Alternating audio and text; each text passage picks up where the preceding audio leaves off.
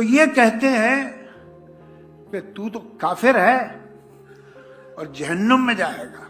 जनाब जावेद अख्तर साहब कोलकाता तशरीफ लाने वाले थे। इसके जरिए उन्हें डज गॉड एग्जिस्ट के टॉपिक पर डिबेट की इनविटेशन दी। जब सवाल ईश्वर के अस्तित्व पर हो तो बहस सिर्फ तर्कों की नहीं बल्कि आस्था, दर्शन और सोच की सीमाओं की परीक्षा बन जाती है। हाल ही में एक ऐसी ही बहस ने देश भर में चर्चा छेड़ दी, जहां मशहूर गीतकार और बुद्धिजीवी जावेद अख्तर का सामना इस्लामिक स्कॉलर मुफ्ती शमाइल नदवी से हुआ। बहस का मुद्दा था सीधा लेकिन गहरा, क्या ईश्वर का अस्तित्व है? कहा जा रहा है कि इस बहस में जावेद अख्तर अपने तर्कों को मजबूती से रखने के बावजूद जवाबों के सामने असहज नजर आए, और कई लोगों का मानना है कि बहस का पलड़ा मुफ्ती शमाइल नदवी की ओर झुक गया। अब बहस के बाद जावेद अख्तर ने अपनी चुप्पी तोड़ी है और जो उन्होंने कहा उसने इस मुद्दे को और भी ज्यादा गरमा दिया है। क्या वाकई जावेद अख्तर बहस हार गए थे या यह सिर्फ सोशल मीडिया की बनाई गई कहानी है? और बहस के बाद उनका बयान क्या संकेत देता है, इस वीडियो में जानिए पूरी सच्चाई, बहस के अहम पल और जावेद अख्तर की चुप्पी तोड़ने की असली वजह।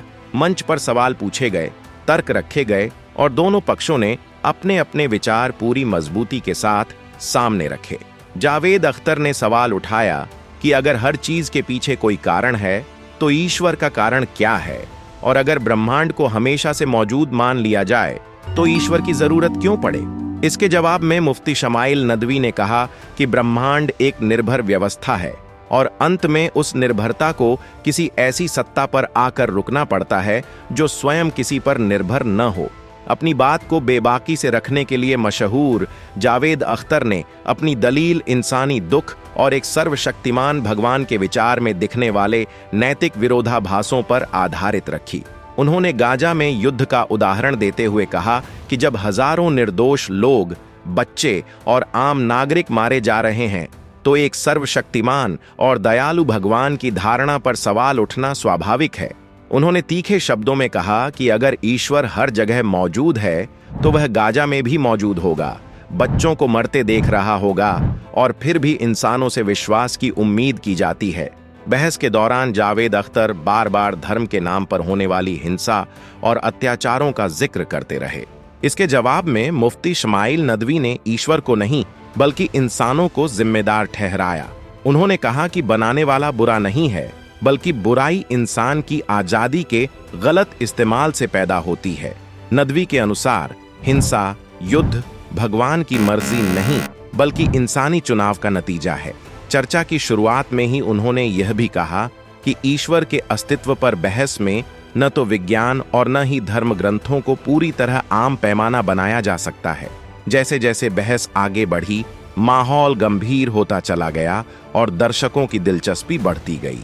इसी कारण बहस खत्म होते होते यह चर्चा तेज हो गई कि किसका पक्ष ज्यादा प्रभावशाली रहा, और यह बहस आस्था और तर्क के बीच पुराने संघर्ष का एक नया उदाहरण बन गई। लेकिन बहस यहीं खत्म नहीं होती। इसके साथ कई सवाल जन्म लेते हैं। क्या हर सच्चाई वही है जिसे साबित किया जा सके? इसी सवाल के जवाब में आगे मुफ्ती शमाइल अपनी पहली दलील रखते हैं। वे कहते हैं कि हर वह चीज जो मौजूद है जरूरी नहीं कि उसे लैब में दिखाया जा सके। आप अक्ल को कैसे मापेंगे? मोहब्बत को किस इंस्ट्रूमेंट से टेस्ट करेंगे? ज़मीर को आप किस तरह लैबोरेटरी में लाएंगे? क्या इंसाफ का कोई केमिकल फॉर्मूला है? लेकिन इसके बावजूद कोई भी इंसान इन चीजों के वजूद से इनकार नहीं करता। फिर सिर्फ खुदा के मामले में यह दलील कैसे दी जा सकती है कि अगर वह दिखाई नहीं देता तो मौजूद भी नहीं है? यह सुनते ही हॉल में सन्नाटा छा गया। लोगों ने इस तर्क को पहली बार इस तरह सुना था। जावेद अख्तर, जो हमेशा साइंटिफिक प्रूफ की बात करते रहे हैं, अचानक ऐसे सवाल के सामने खड़े थे जिसका जवाब आसान नहीं था, क्योंकि सच यह है कि अगर हम सिर्फ उन्हीं चीजों को मानें जो लैब में दिखाई दें तो फिर प्यार, न्याय और नैतिकता जैसी भावनाओं का क्या होगा? इसके बाद मुफ्ती शमाइल एक और गहरा सवाल उठाते हैं। वे कहते हैं कि अक्सर नास्तिक यह दलील देते हैं कि अगर खुदा है तो दुनिया में इतना दुख और तकलीफ क्यों है? अगर खुदा रहम करने वाला है तो बच्चे भूखे क्यों मरते हैं? लेकिन मुफ्ती साहब इस दलील को पूरी तरह पलट देते हैं। वे कहते हैं कि अगर दुख और तकलीफें खुदा के न होने का सबूत होती तो इंसाफ की मांग ही बेकार हो जाती। जब आप कहते हैं कि यह गलत है तो किस आधार पर कहते हैं? जब आप किसी चीज को जुल्म कहते हैं तो आपके अंदर सही गलत का पैमाना कहां से आता है? अगर सब कुछ सिर्फ बायोलॉजी और केमिस्ट्री है तो फिर जुल्म गलत क्यों है? तब तो वह भी एक नेचुरल प्रोसेस ही हुआ। मुफ्ती शमाइल आगे कहते हैं कि दुख का होना इस बात का सबूत नहीं है कि खुदा नहीं है, बल्कि यह इंसान की परीक्षा है। कुरान में अल्लाह कहता है कि हम तुम्हें डर, भूख, जान और माल के नुकसान से जरूर आजमाएंगे, यानी दुख और मुसीबतें इस बात की कसौटी हैं कि जुल्म के सामने इंसान क्या रास्ता चुनता है, वह जुल्म करने वाला बनता है या जुल्म का विरोध करने वाला। और यही चुनाव साबित करता है कि इंसान के अंदर एक नैतिक कंपास है, एक ज़मीर है जो सही और गलत में फर्क करता है। यही खुदा की सबसे बड़ी निशानी है। इस तर्क के बाद माहौल पूरी तरह बदल चुका था। लोग समझ रहे थे कि मुफ्ती शमाइल सिर्फ भावनाओं में नहीं बह रहे, बल्कि अक़ल और फितरत दोनों को साथ लेकर चल रहे हैं। उनकी आवाज में न कोई ऊंचाई थी, न कोई कटाक्ष, सिर्फ सुकून से रखे गए ऐसे सवाल थे जिनके बाद इनकार करने वाले को भी सोचने पर मजबूर होना पड़ा। जावेद अख्तर ने भी अपने तर्क रखे। उन्होंने कहा कि नैतिकता इवोल्यूशन का हिस्सा है जो इंसान में सामाजिक जीवन जीने के लिए विकसित हुई है। लेकिन मुफ्ती शमाइल ने यहां भी एक सवाल खड़ा कर दिया, अगर नैतिकता सिर्फ सर्वाइवल के लिए इवॉल्व हुई है तो फिर कोई इंसान अपने फायदे के खिलाफ जाकर सच क्यों बोलता है? कोई शख्स अपनी जान देकर दूसरों को क्यों बचाता है? अगर सब कुछ सिर्फ बायोलॉजी है तो फिर कुर्बानी क्यों होती है? दोस्तों, ये वो सवाल थे जिनके जवाब साइंस के पास भी पूरी तरह मौजूद नहीं है, और शायद इसी वजह से इस बहस को लोगों ने मुफ्ती शमाइल के पक्ष में ज्यादा माना। अब जानते हैं कि कौन है मुफ्ती शमाइल नदवी, जिनकी दलीलों ने सबका ध्यान खींचा। उनका पूरा नाम शमाइल अहमद अब्दुल्लाह है। 7 जून 1998 को कोलकाता में जन्मे शमाइल प्रतिष्ठित इस्लामिक स्कॉलर मौलाना अब्बू सईद के पुत्र हैं। धार्मिक माहौल में पले बढ़े शमाइल ने शुरुआती इस्लामिक शिक्षा अपने पिता से ली।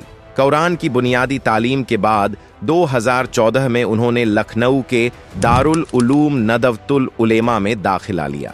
6 साल की पढ़ाई के दौरान उन्होंने कुरान, हदीस और फिक्ह का गहन अध्ययन किया और मुफ्ती की डिग्री हासिल की। नदवा से पढ़ाई करने के कारण उन्होंने अपने नाम के साथ नदवी जोड़ा। मुफ्ती की पढ़ाई पूरी करने के बाद शमाइल ने उच्च शिक्षा के लिए मलेशिया का रुख किया, जहां वे इस समय इस्लामिक शिक्षा में पीएचडी कर रहे हैं। वे केवल मुफ्ती ही नहीं, बल्कि आधुनिक शिक्षा और धार्मिक ज्ञान को साथ लेकर चलने वाले इस्लामिक स्कॉलर हैं। पढ़ाई के साथ साथ वे समाज सेवा में भी सक्रिय हैं। यूट्यूब और अन्य सोशल मीडिया प्लेटफॉर्म्स के माध्यम से वे इस्लामी शिक्षाओं का प्रचार करते हैं। वे अक्सर नास्तिकता, विज्ञान और इस्लाम जैसे संवेदनशील मुद्दों पर खुलकर बात करते हैं। मुस्लिम युवाओं के बीच उनकी पकड़ काफी मजबूत मानी जाती है, क्योंकि वे अपनी बात को स्पष्ट, सटीक और तर्कपूर्ण ढंग से रखते हैं। दोस्तों, उनकी सबसे बड़ी खासियत यही है कि वे किसी भी सवाल का जवाब देते समय भावनाओं में नहीं बहते, बल्कि अक़ल और तर्क का सहारा लेते हैं। दोस्तों, अब बात करते हैं सोशल मीडिया रिएक्शन की। इस बहस के वीडियो क्लिप्स सोशल मीडिया पर तेजी से वायरल हो गईं। लाखों लोगों ने इन्हें देखा और शेयर किया। ट्विटर, इंस्टाग्राम और फेसबुक, हर जगह इस बहस की चर्चा होने लगी। लोग 2 खेमों में बंट गए। एक खेमा जावेद अख्तर के साथ था तो दूसरा मुफ्ती शमाइल के साथ। लेकिन जब बड़ी संख्या में यूजर्स और कमेंट्स को देखा गया तो यह साफ हो गया कि ज्यादातर लोगों ने मुफ्ती शमाइल नदवी को इस बहस का विजेता माना। लोगों का कहना था कि मुफ्ती साहब ने यह साबित कर दिया कि ईमान कोई अंधविश्वास नहीं, बल्कि वह यकीन है जो अक्ल के हर इम्तिहान में खरा उतरता है। लोगों को यह बात खास तौर पर पसंद आई कि जावेद अख्तर की तमाम दलीलों के बावजूद मुफ्ती शमाइल के जवाब में कोई भावनात्मक नारे नहीं थे, बल्कि वहां अकल, फितरत और तर्क की तिहरी मार थी। दोस्तों, इतनी चर्चा के बाद खुद जावेद अख्तर भी खामोश नहीं रह सके। बहस के कुछ दिन बाद उन्होंने अपना बयान जारी किया।